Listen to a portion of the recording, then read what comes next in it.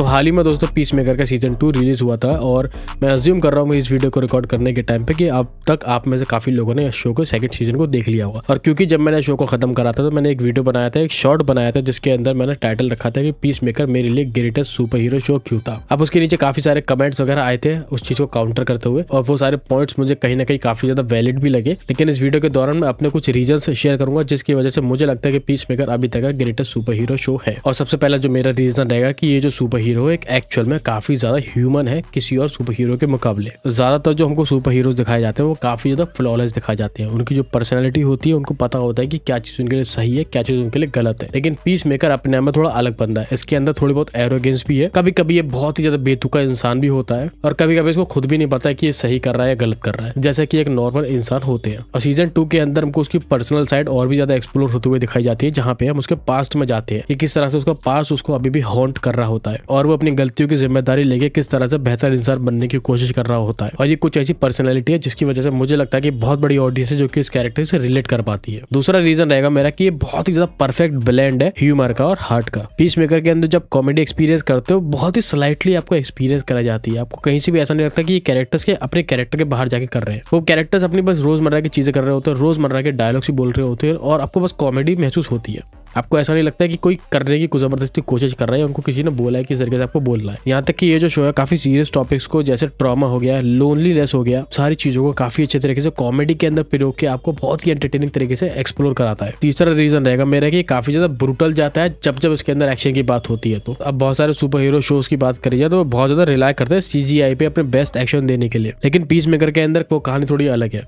इसके अंदर आपको CGI आपको ज्यादा इस्तेमाल होता हुआ नहीं दिखेगा। इसके अंदर जो चीज है काफी ज्यादा रियल प्रॉप्स का इस्तेमाल करके करी जाती है और यहाँ तक कि हर एक फाइट अपने में काफी ज्यादा क्रिएटिव लगती है, काफी ज्यादा ब्रूटल लगती है और विजुअली मेमोरेबल भी लगती है। और मुझे जो सबसे ज्यादा बेस्ट चीज लगती है इसके एक्शन के बारे में कि कहीं भी आपको जबरदस्ती डाला हुआ नहीं लगता है। जिस मोमेंट पे एक्शन डाला जाता है वो स्टोरी के अंदर काफी ज्यादा सेंस बना रहा होता है, यहाँ तक कि कहानी के अंदर अपना इनपुट भी दे रहा होता है। बाकी सुपर हीरो शोज की तरह नहीं कि एक्शन आपको बस डालना ही डालना है किसी न किसी एपिसोड के अंदर जिससे ऑडियंस को एंगेज करके रखा जा सके। नेक्स्ट रीजन है कि इसकी जो कास्ट है, जो इसकी टीम है बहुत ही ज्यादा एंटरटेनिंग है। बाकी शोज के अंदर आप जितने भी सपोर्टिंग कास्ट देखे होंगे वो ज्यादातर आपको साइड किक्स की तरह ही दिखाई जाते हैं। लेकिन इसके अंदर आप यकीन मानो साइड किक्स की अपने में बहुत ही ज्यादा वैल्यू होती है। यहाँ तक कि कुछ साइड किक्स की अलग ही फैन फॉलोइंग बनी हुई है। जितने भी इसके अंदर साइड कैरेक्टर्स दिखाए गए हैं उन सबकी अपनी पर्सनैलिटी है, अपना कैरेक्टर आर्क है, उन सबके अपने अपने फ्लॉज हैं जो कि इस पूरी टीम को बहुत ही ज्यादा परफेक्ट टीम बना देते हैं। तो बेसिकली यही मतलब है कि इन सारे कैरेक्टर्स की अपनी अपनी एक पर्सनैलिटी जो कि एक शो के अंदर अपना कंट्रीब्यूशन देते हैं। अब सेकंड सीजन जब चल रहा होता है तो बहुत ही ज्यादा फैमिली वाला वाइब भी आ रहा होता है इन सभी से। नेक्स्ट जो बेस्ट लगा शो का वो है इसका म्यूजिक सिलेक्शन। जेम्स गन के डायरेक्शन के अंदर मुझे जो चीज सबसे ज्यादा पसंद आती है वो है भाई म्यूजिक का सिलेक्शन। जेम्स गन ने पास्ट में बहुत सारी मूवीज को डायरेक्ट कराए, अभी रिसेंटली सुपरमैन की मूवी को भी डायरेक्ट करा था। मुझे जिस तरह से इन मूवीज के अंदर म्यूजिक का इस्तेमाल करा जाता है वो बहुत ही ज्यादा कूल लगता है। पूरी मूवी का जो वाइब है पूरे टाइम बना के रखता है। यहाँ तक कि पीस मेकर के सीजन 2 का जो इंट्रो सॉन्ग रखा गया है वो तो ऐसा है कि आप किसी भी शो पे कहीं भी फिट कर सकते हो।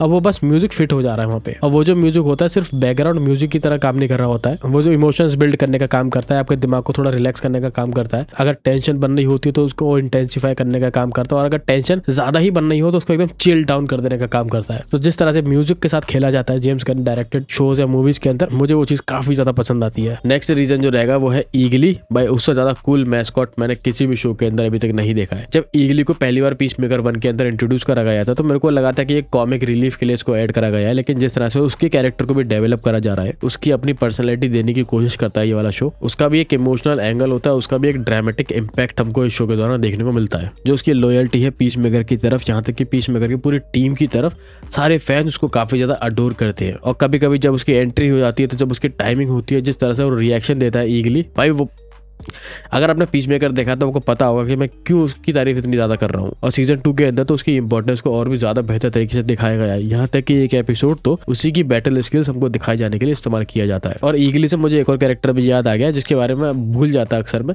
लेकिन एक कैरेक्टर इसके उन्होंने अंदर नया इंट्रोड्यूस करा था सेकंड सीजन के अंदर, जिसको बर्ड ब्लाइंडनेस होती है। भाई बड़ी अजीब सी चीज थी, मैंने पहली बार कोई टर्म सुना, पता भी नहीं होता, लेकिन भाई जिस तरीके से उस बंदे ने इस चीज का इस्तेमाल कर, इस चीज़ का इस्तेमाल करके शो के अंदर कॉमेडी ऐड करिए। जब वो स्क्रीन पे आ रहा था भाई, मेरा अपने आप में माहौल बन जा रहा था कि अभी कुछ ये बंदा कॉमेडी बोलेगा। उस बंदे के सिर्फ एक्सप्रेशन से मेरे को हंसी आ जा रही थी, उसके डायलॉग्स की तो फिर भी बहुत देर की बात रही। खैर, मैं अपना ईगली वाला रीजन यहीं पे खत्म करता हूँ, बढ़ता हूँ नेक्स्ट रीजन पे, जो कि मेरी तरफ से रहेगा जेम्स गन इफेक्ट। अब देखो, ये सारी जो चीजें हैं अभी ना बहुत सारे अलग अलग पैरामीटर पे अलग अलग फैली हुई है, लेकिन जेम्स गन ने जिस तरह से इन चीजों को असेंबल करके हमको बेहतरीन तरीके से एक शो प्रेजेंट करके दिया है, मैं मानता हूँ कि मेरे ख्याल से कोई और डायरेक्टर शायद इतना अच्छे तरीके से इसको जस्टिस नहीं कर पाता। कोई भी चीज ओवरडू नहीं लगती है, कैरेक्टर्स बहुत ही ज्यादा खुश हो रहे होते हैं तो आपको भी वाली एनर्जी फील होती है, साथ ही जब वो लोग बहुत उदास होते हैं, बहुत ही लो चले जाते हैं तो आपको वो वाली मायूसी भी महसूस हो रही होती है। और जेम्स गन का जो विजन है इस शो को लेकर, जो कि बिल्कुल से फियरलेस है, बिल्कुल से ब्रूटैलिटी से भरा पड़ा है, ज्यादा से ज्यादा ओरिजिनल बनाने की कोशिश है और ज्यादा से ज्यादा अनप्रेडिक्टेबल बनाने की कोशिश है, वो सारी चीजें इस शो को मेरे लिए बहुत ही ज्यादा कमाल का बना देती है। और मैं दोबारा से रिपीट करना चाहूंगा कि सुपर हीरो कैटेगरी के अंदर मेरे लिए one of the greatest show ये इसको बना देती है। हालांकि आगे जाके अलग सीजन के अंदर अलग कहानी हो सकती है, लेकिन अभी के लिए पीस मेकर मेरे लिए टॉप पे रहेगा। खैर, तो ये तो कुछ मेरे रीजंस थे, आप इनसे एग्री कर सकते हो, डिसएग्री कर सकते हो, उनके बारे में नीचे कमेंट्स में जरूर बताना। ये वाली वीडियो हम लोग यहीं पे खत्म करते हैं। मैं हूं आपका भाई द शीरो ब्रो। खत्म करते हैं वाली वीडियो, अपनी मुलाकात होगी अगली वीडियो में।